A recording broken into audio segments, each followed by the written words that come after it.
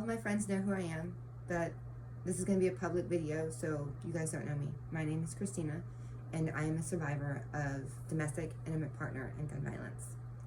I grew up witnessing domestic violence, and I was able to normalize the behavior. When I became an adult, I entered into an abusive relationship. I normalized it, stayed for a decade where I suffered from Stockholm Syndrome. Throughout our relationship, there were clear signs that I normalized because that's what I knew. That's how I thought men behaved. My husband there were times when he would smack his face when he got caught doing something. I would get text messages of pistols on the table with alcohol next to it. He would punch the wall. I was lactated against my will from the birth of our first son up until the end of 2019. You don't know how to tell people that or how to ask for help when that happens, because how do you go to somebody and say, I'm producing milk, but it's not for the nourishment of my child. I'm not breastfeeding, I'm not pumping, but my husband is taking from me. It's humiliating, it's embarrassing.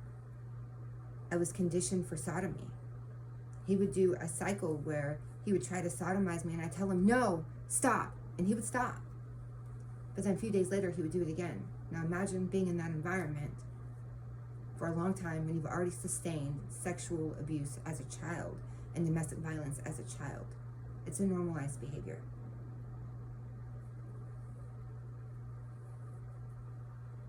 In March of 2020, we moved to Florida, and we got placed in quarantine where I was stuck with my abuser every single day with no escape. There was nowhere to go. We weren't allowed to go anywhere. And his behaviors escalated. I started hearing dings all the time. I found lactation videos. I had to do a forensic examination on my computer because I was finding so many things and I didn't know what was going on. So I decided I was going to get a degree in IT because I wanted to know what I was finding. And I learned. And I came across videos of lactation and I realized where I had been. And that's when I really started to wake up. I eventually ended up calling RAINN and I told them about the years of sexual abuse sustained by my spouse. I told them that they had exposed our younger sons to pornography and sodomy. Our youngest son, who was 4 at the time, had started reenacting the sodomy behavior. That's a learned behavior. That is not a normalized childhood. That's not a part of childhood development. There are certain things when it comes to sexual activity that's normal during childhood development, but that is not one of them. So they placed us in a safer at home investigation where he was able to manipulate Child Protective Services and they let him go. I think part of it too was because he was separate from me. He had moved into his own place. But after the investigation closed, I asked him to come back home because it takes up to 6 times for us to leave our abusers. I was forced to tell him that I was the batterer and he was the battered. And then he came home. A couple months later, in October, something wasn't right with his computer that he claimed was his work computer. And it wasn't. It was a computer that he purchased on his own. I found an IP address on there that said it was my iPhone when my iPhone had never been connected to it. And it didn't match any other iPhones that were in our house. It turns out that his mom had bought him that computer. She had been calling him and giving him messages from women he was having affairs with, which was already causing strife in an already volatile situation. We had already established that there was sexual assault, that there was intimate partner violence and domestic violence, and it wasn't getting better. So on October 24th, 2020, we were arguing over the laptop, over the IP address, over burner phones. And he's telling me again that I don't know what you're talking about. Basically, I'm crazy. I've already woken up from sexual assault. I already know what he's doing to me. I already know, I can see very clearly what's going on. And he continues to gaslight me and manipulate me. He looks at me and tells me that I'll never prove that IP address was his because it's linked to our family account. My brain just exploded. And I walked outside, I smoked a cigarette. I actually stormed outside, I was pretty angry. And I'm just thinking of all the stuff that he's done to me. All the crap. The sexual abuse, the sexual assault, the manipulation, the domestic violence. I'm thinking about him when our second son was just a couple months old, on a road trip from Disney World, where we were talking about how his family mistreats my children, because they will interact with everyone else's kids, but they won't interact with mine. So my children are alienated, and I'm upset. We're in a car, we're in Roanoke, Virginia, heading back to West Virginia. I have my 3 children, and my daughter's friend is with us. And I'm telling him I don't like the behavior. And he gets so angry, doing 70 miles an hour on the freeway, that he merges through 3 lanes of traffic. We stop on the side of the road. It's by the grace of God that we didn't cause an accident or get killed ourselves. I don't even remember what happened when I got out of the vehicle. That's gone. There are memories that are still coming back that I have forgotten, that I have buried, where my brain just tried to protect itself. So on this day, I'm sitting out there and I'm reliving everything that he has done to me. Everything that I found, every single thing. And I tell him, I'm tired of it. I'm tired of the abuse. I'm tired of the sexual abuse. I'm tired of the gaslighting, the manipulation. You're making me crazy. You know what? We're going to go to the police department and you're going to turn yourself in for the decade of sexual assault committed against me. And he goes, oh, really? He proceeds to walk inside our house, goes to the counter, he grabs something off of it, and I follow him into our bedroom. And he walks into our closet, and I follow him into the closet. He opens a gun safe, and I'm not thinking, danger, danger, he's gonna pull a weapon on me. Because I'm still stuck in some weird alternate reality where I know what's going on, but I really don't want to accept everything. You know, I know what he's done. I know he needs to go to jail. But is this really all happening? It's scary. And my brain checks out. I think he's pulling out a burner phone. That's what I thought. He's pulling out a burner phone. And I'd already hit call. I was on the phone with my friend. She's on the phone with me. My best friend since middle school. And he pulls out the little 22. And he looks at it back and forth. And he slides it forward. And I think he's pulling out a SIM card. He's really pulling out a SIM card out of there. And then he puts it back. And he grabs the big gun. And he does the same thing. And he looks at it. And then he drops it to his side. And he's sideways like this. And he just looks at me. And stares me in my eyes. I'm saying, why do you have the gun? Put the gun away. Why do you have the gun? And in my living room is my 4-year-old and my 7-year-old at the time. The 7-year-old comes into the bedroom. He comes to about right here. And my back is this way. So I'm facing him and I'm here.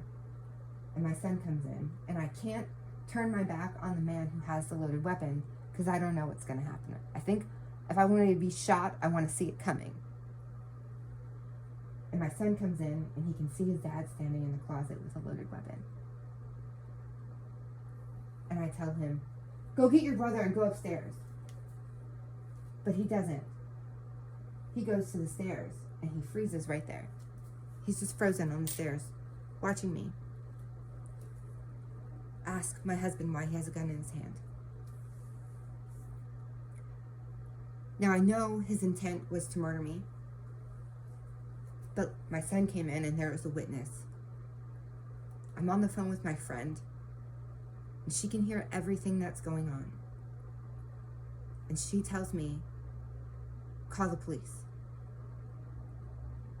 And I said, call the police? Yes, Christina, call the police. I'm gonna call the police. And my husband becomes agitated. He's angry. He puts the gun back and he yells, I was gonna go blow my fucking brains out.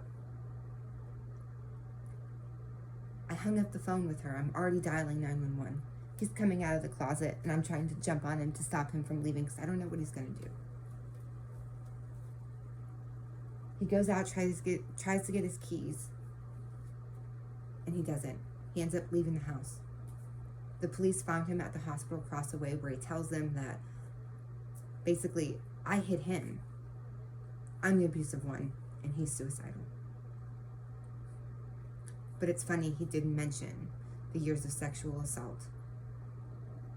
He didn't mention driving us off the road, all the crazy events that he put me through. He didn't mention any of that. He left that out. He was Baker acted for 5 days. His gun rights were taken away for 9 months. And when he got out, he was able, all he had to do was go see a doctor once a month to get medication prescribed to him. But he was not forced to do any type of batter's prevention. He was not placed into any type of therapy. So let me be clear. When you do something like that, you need therapy. Whether you're homicidal or suicidal, to be able to pull a firearm like that with your children and your wife present, that should warrant a severe look into your mental health. Not just a 5-day stay on a Baker Act or some medication prescribed. I was placed in a child protective investigation because I should have known better, even though we were in a previous child protective investigation. Technically, Child Protective Services should have known better because they knew what he was capable of, and they knew I suffered from Stockholm Syndrome. And most people know that battered women don't leave. We stay because we normalize the behavior and we're scared and we don't work. I was a stay-at-home mom. What the hell was I gonna do? I have 2 kids. My daughter is just barely turning 18. What am I gonna do? I wasn't allowed to better myself. If I did anything, that made him upset.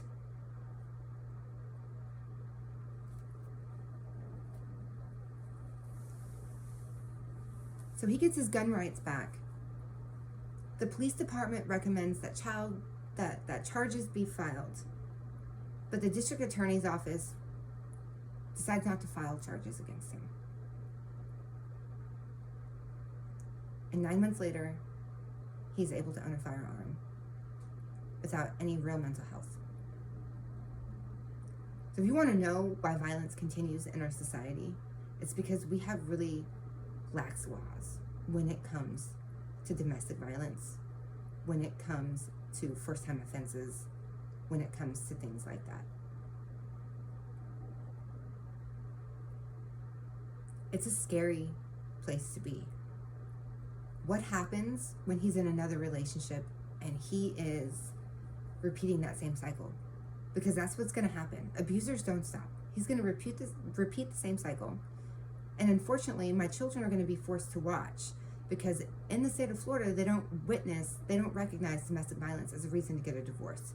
And they're very big on parental rights, even the abusers. I'm in that situation now. So what happens when they are witnessing that? When he goes into another relationship and there's escalation? Whose fault is it? Is it my fault because I didn't turn him in sooner? Is it Child Protective Services? Is it the district attorney's office? Is it the police department's fault? Whose fault is that? That this man, who they know is an abusive person, still has access to guns? What happens when he kills somebody? Because I can tell you right now, standing here, what took place in this bedroom, in this closet, right here, he was going to kill me. My husband was going to murder me, and he got away with it. So when people look at why violence is so prevalent in society, it's because we've normalized that behavior. We are not getting the children who are being exposed to it the adequate help that they need. We're not taking the women who are in these environments, who have normalized the behavior, who suffer from Stockholm, we're not taking them out of it. We're just effectively going, fuck it. Not my monkeys, not my circus. It doesn't work like that when these people go into society. When a child who's been impacted like that doesn't know how to handle emotional turbulence, when they grow up, they're going to grow up to enter an abusive relationship, or they're going to grow up to become abusers, or a mass shooter, or pull a firearm, or rape their wives. When do we go, enough is enough? Laws need to change. Law enforcement and the district attorney's office, they need to really do their jobs. And they need to protect the people who are being victimized by abusers.